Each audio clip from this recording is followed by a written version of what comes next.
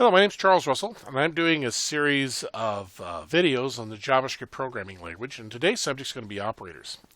And this was kind of an interesting experience for me, actually kind of a revelation to me.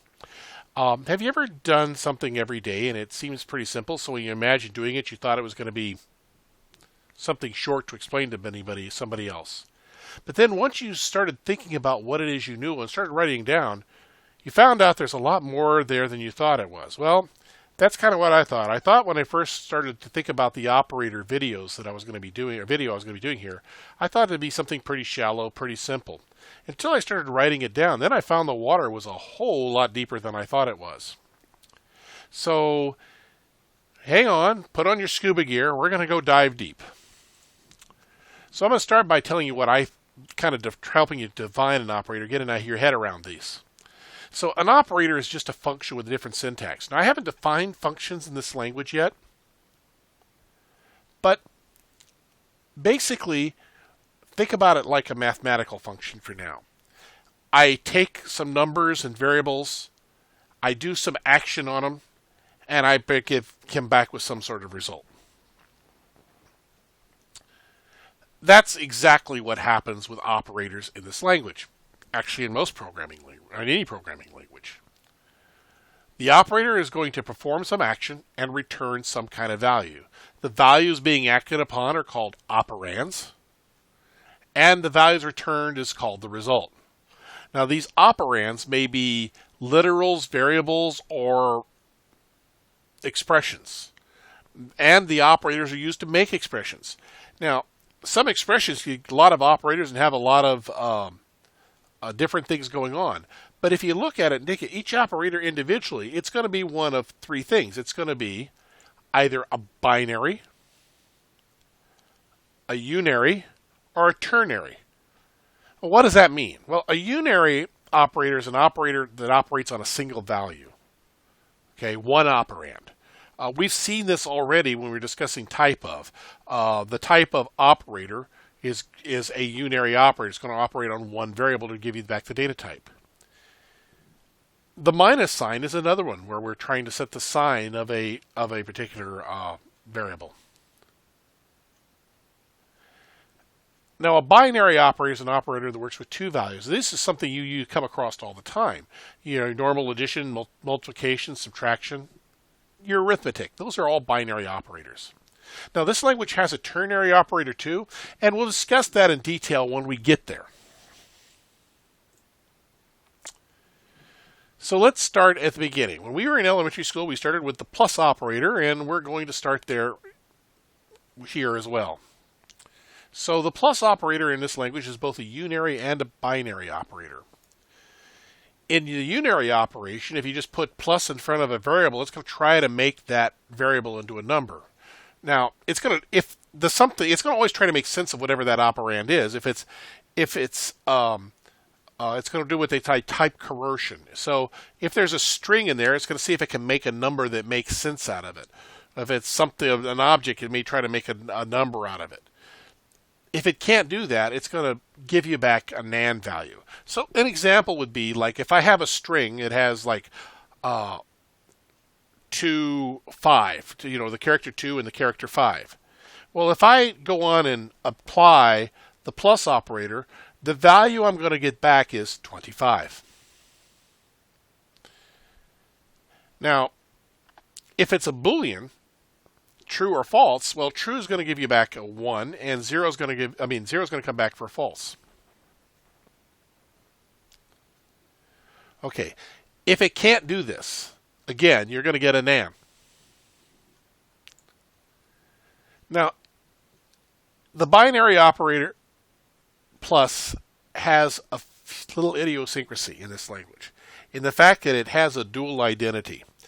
It is both the addition operator that you're used to doing with arithmetic, but it's also the concatenation operator.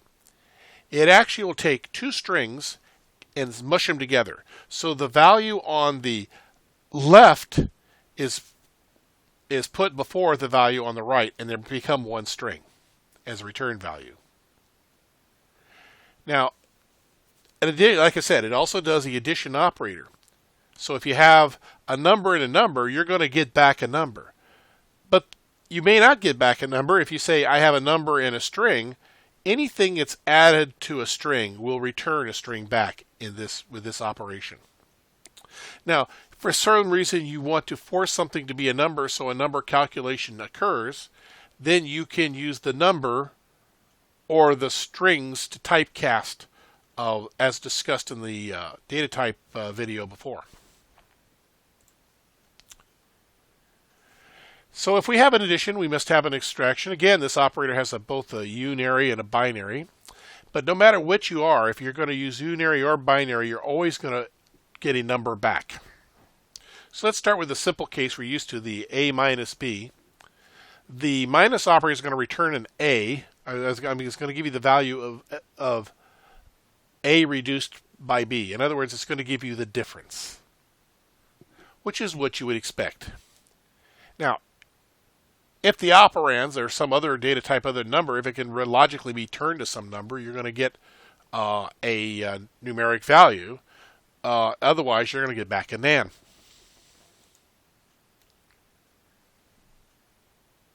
Now, in unary mode, what it does is changes the sign. So you're going to change negative to positive or positive negative.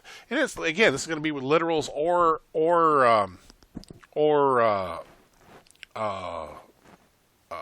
variables. So if I have a positive number in there, I'm going to get a negative. And if I have a negative number, I'm going to get a positive. Now, if I'm working in negative literal, let's say I want to change a negative 5 to 5, and I want to work with a literal, be sure to surround that minus with parentheses. Otherwise, you're going to have minus minus, and that means something else we'll talk about in just a few minutes. Again, type corersion is going to occur, and you're going to get a nan if the numeric conversion can't happen. So now we're going to talk about the increment operator, which is the next of our mathematical operators. This is our first unary mathematical operator in truth.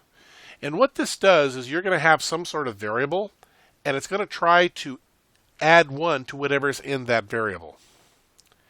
Now, you're going to get the result you're going to get back. Whatever the original variable was, I should say, the a is going to increment no matter what. So if I have a and I go plus plus a or a plus plus, at the end of the operation, a is going to contain 6. But if I'm going to assign that variable, or if I'm going to use that value in some way, I have to think about pre-increment and post-increment. So what that means is, if I say something like x becomes plus plus a, that is a pre-increment pre-increment. And the way that works is this. A is going to get increased by 1. So if we have 5, I increase by 1, I'm going to get 6. Then that 6 value is going to be sent to x. So at the end of the operation, both x and a will have 6. But if I do a post-increment, so I do something like a plus plus, if I say x becomes a, the value of a is going to get assigned to x, which at this time is 5. The increment will take place, so at the end of the operation, x will have 5 and a will be 6.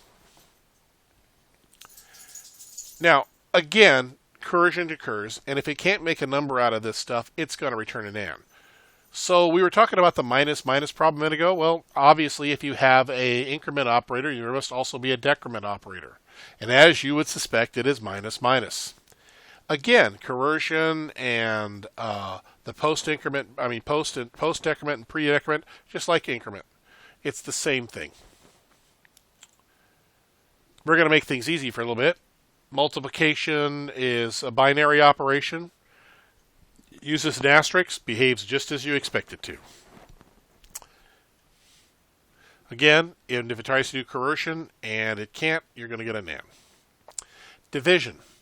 Again, like you expect, remember that division by 0 is going to return a nan. Also, any failure to convert a non-numeric to a numeric, if that fails again, you're going to get a nan for the operation. Now, this is an interesting operator called the modulus. Now, those of you beginning to programming this may be new to you, but those that program in other language, this is going to be old hat. What the modulus operator does is it tries to do an integer division, and when it does it, it's going to return the remainder. This is really useful, actually, especially if you want to do something like, oh, I want to determine whether I have an odd or even number. So if I say something like a mod 2, if a has something value in it, and I get the remainder is 0, which means it's equally divisible by 2, then I have an even number. If I get back a remainder, 1, then it's an odd number. Kind of useful. Now, notice I've been trying to constantly say becomes rather than equals. And that's because the assignment operator, although it's an equal sign, does not check for equality. It's going to assign a value to a variable. I think I've got that right. The L value assigned to the R value. That's actually backwards. What's on the right side goes onto the left side. Now, this is not a check for equality. That's another operator. But for assignment, if I do something like x equal to 5, it's going to work fine. But a lot of times people think, okay, well, let's try something like, we're going to check equality. So I'm going to do something like 5 equal 5, and that should come back true in their head. Well, actually, what you're trying to do is assign a primitive or a literal to another primitive or literal. And it's the same thing if you do with the string. It's going to give you a reference error. Now, there's more to the assignment family. There's like plus equal, minus equal, times equal, percent equal. There's even a divide equal. There's a whole bunch of bit equal things. I just listed a few of them here. These are going to basically do something similar in all of them.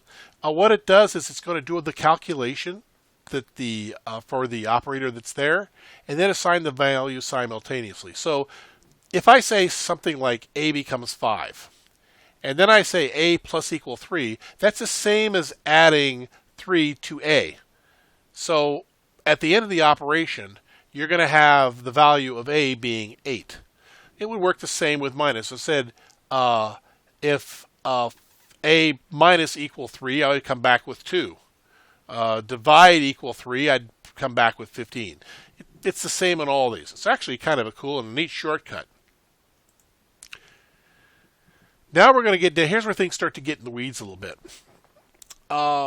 These are always going to return a Boolean. These are what they call the comparative operators. And this is that equality. Notice that the equality is a double equal.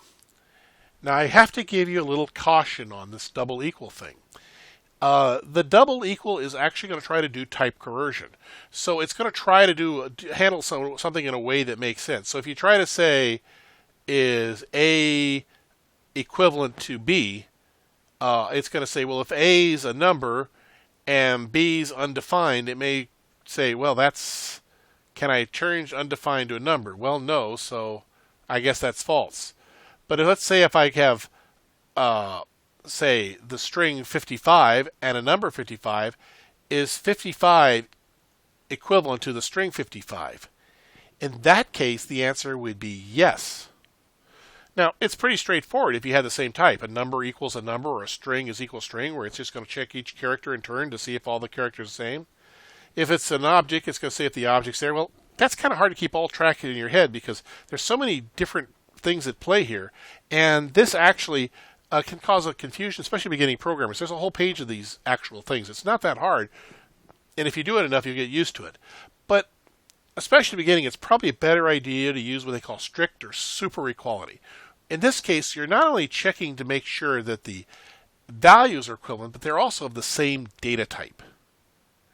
Now, inequality works very much similar. The inequality operator is the exclamation point. I'm going to call it bang because it sounds cooler. So bang equal is not equal. If I say bang equal equal, now I'm in the strict or super inequality. Again, now we're testing both data type and number, and if it is the same data type and the same value, then of course this is going to return false for this inequality, and if it's true, it's going to return true. Now, the less than and less than equal to and the greater thans, the easiest way for me to keep this straight is by looking at which way the small end is pointing.